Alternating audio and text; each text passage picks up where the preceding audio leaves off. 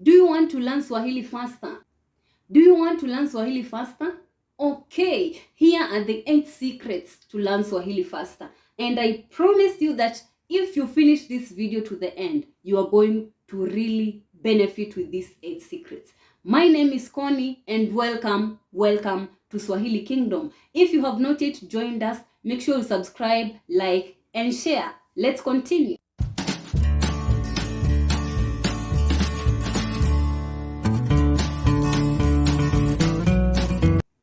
The first secret, you need to have clear goals. You need to have clear goals. Let me give you an example. You can ask yourself, why are you learning Swahili? Are you just generally learning Swahili? Let's say, for example, you are learning Swahili because one of your members or one of your family members is from East Africa or is speaking Swahili, so you also want to learn Swahili. Good. That is the goal. You need to have clear goals, because how will goals help you? Goals will help you when you reach that part that you feel like you can't do it anymore. I know that because why? Let me give you a short story. Well, I started this Swahili Kingdom in 2020. And how did I start it? When I started it, I was really afraid, as you can watch it in this video that I talked about in a comprehensible input. I did not have the confidence to start. But what did I do? I went ahead. I did everything that I could. I tried to search. I tried all the methods that I could do so that I could know if starting a YouTube channel will help me in my goals. Because I really loved language learning, but I didn't like appearing on the camera. So I was asking myself, how can I start appearing on camera? And what will people say? The thing is, I love Swahili, and I could see the struggle that I have been through learning another language, and I wanted to help other people to learn Swahili. I also knew that learning a language was costly for most of the people. I was also one of them when I started learning languages, but I survived. So how can I help those people who want to learn Swahili? My goal was to help those people who want to learn Swahili. And another thing is, I loved languages. Those two things keep me going. Even when I reach a hard time or something bad happens, I remember my goal. Oh, what was your purpose for teaching on YouTube? I want to help people learn Swahili. I love languages. And by doing this, I'm also learning how to teach myself another language. So that is keeping me going every day and every day. And thank you so much for your comments, because they are also helping me. The second thing, don't start by reading. Reading won't help you. Don't start by reading. What do I mean? Well, when you are just starting to learn a language, let's say, for instance, you are learning a language like Spanish. You are learning a language like Spanish. And you meet a word like amigos. Amigos. Maybe you don't know how to pronounce that word. And you are reading a storybook. Maybe you are reading a storybook for kids. Los amigos. Los amigos. Maybe you are reading a storybook for kids and you are just starting to learn. So tell me, how are you going to get the pronunciation of the Spaniards? How will you get the pronunciation of the Spaniards? Will you understand anything? Nothing. You will be doing zero work. Start by listening. Listen, listen, listen, and listen. So that even if you will start reading and get across a certain word, you will be knowing this is how it can be pronounced. Okay? Listen, listen, listen before you start reading. Reading will not help you at all if you don't know the pronunciation. That's the fact. Number 3, don't translate word for word. I repeat, don't translate word for word. Why? Because when a word is in a sentence, it can change. How? When a word is written itself, you can say kula, kucheza, kuimba. But when you write it in a sentence, you will say anapenda kucheza, anapenda kuimba, aliimba, aliimba jana jioni, alicheza, watacheza. So you see, don't translate word for word. Always look for the whole phrase and think in Swahili. Think in Swahili. Don't translate word for word. Simple, don't translate while you are learning. Okay? That is one of the major problems. Why? Because you know, when you are learning a new language, you have another language that you have been communicating with. Let me use English speakers. For instance, when you are trying to learn Swahili, you already have English in your brain. So your brain will be having some conflict. What is this kind of thing you are trying to let me understand? You need to speak in this language. You would want to translate it. So how do you think in Swahili? A video is coming, it will be here. How to think in Swahili. And it will not include any memorization. I'm talking about how to think in Swahili. Okay? You need to think in Swahili. Don't start translating word for word. Number 4, why writing won't help you either. I started by telling you need to find your goal. Let's say, for instance, your goal is to speak with another native.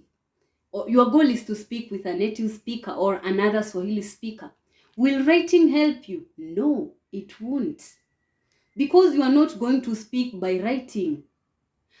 Writing will only help you if maybe you are studying that language, because after there you are going to get an academic work where you will be needed to write, you will be needed to teach.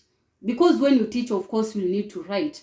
But when you just want communication, simple communication, don't write. Don't write, because it will be wasting your time. Listen, speak. Listen, speak. And you can write the things that you are learning, just noting. But don't give yourself a hassle of writing and writing and writing and writing. Of course, I am one of the victims of writing. I've fallen for the victim of writing. I remember when I started learning Spanish and I reached a point, I was like 6 months after, and I felt like, my level is not improving. I don't know what's happening. Maybe I should get a book that is over my standards and see what will happen. So I got the book named El Mundo Español. That book is written in a whole of Spanish. Like, it doesn't have any English or any other language.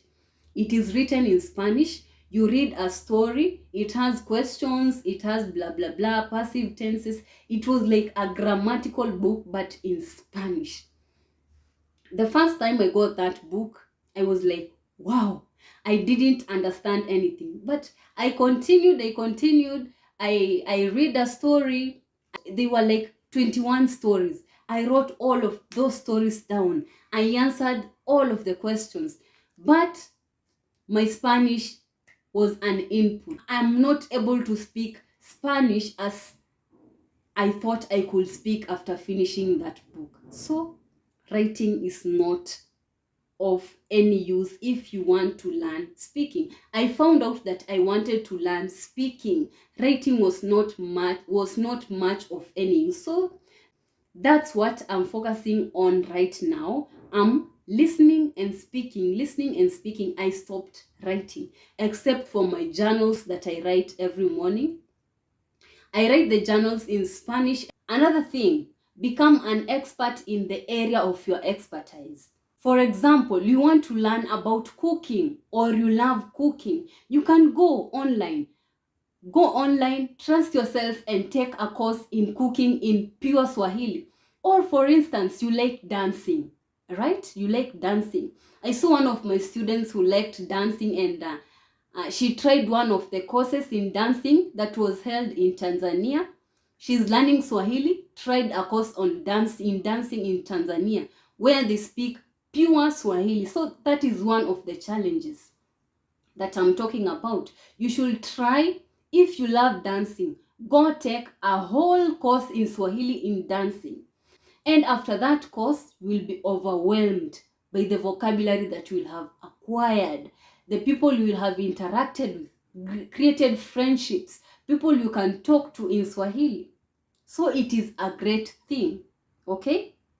Number 6, forget about perfect grammar. I was talking to one of my students named Diana. I was talking to her via Zoom, and we were talking about the mistakes that Swahili speakers make. By the way, native Swahili speakers make lots and lots of grammatical errors. I am also one of them, by the way. I'm not an exception. So what's the need of speaking or writing perfect grammar? There's no need for that. No one cares. No one cares about perfect grammar. As long as you are understood, you understand each other. End of conversation. End of the deal. Okay? No perfect grammar exists. Instead of saying mbwa amekufa, mbwa amekufa, a Swahili speaker can say mbwa imekufa, mbwa imekufa, instead of saying mbwa amekufa, because mbwa is in the our noun class. It is a living thing. But a Swahili speaker will say mbwa imekufa. They will place the umbwa in the easy noun class, which does not include living things. So don't worry about perfect grammar, okay? Try to think and think and think in Swahili. As long as you are understood, end of deal.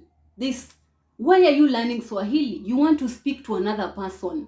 You want to interact, to be understood. What's the need of speaking perfectly? There is no need. It will just take longer and getting zero results. It will take long with zero results. But when you try to learn to understand each other, just talk so that you can be understood. That's all. That's it. Even natives make grave mistakes in grammar. Grammar is not easy. Another one, number 7. Replace your reading with listening. If you are reading too much, for instance, there are these things that have the audiobooks. Maybe you get an audiobook in Swahili. So you can read the audiobook once. Then listen, even 10 times. Or you can start by listening 5 times and then read it. Then listen and listen. Replace reading with listening. Don't stay there. Oh, let me ask you this question again. What is your purpose of learning Swahili? If it's speaking, focus on listening. Don't focus on reading. Focus on listening so that your mind can get that thing, can get the input, how words are pronounced. Keep on practicing. Practice and practice. Don't get tired. But as always, make sure you have days to rest your brain, your mind, as you think about what you have learned. Okay? Thank you so much, and subscribe, like, share with your friends so that they can get this information that you have enjoyed. If you have enjoyed the video, let's meet again in the next video.